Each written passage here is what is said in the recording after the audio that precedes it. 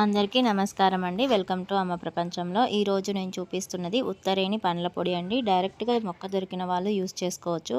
కానీ సిటీలో చాలామంది దొరకదు కదా, కొంతమందికి తెలియదు కూడా. అలాంటి వాళ్ళ కోసం నేను ఇది చూపిస్తున్నాను. నేను ఇది మల్లేష్ గారి దగ్గర నుంచి నేను ఆర్డర్ చేసుకున్నానండి. ఇలా ప్యాకింగ్ అంతా నీట్గా ఉండింది.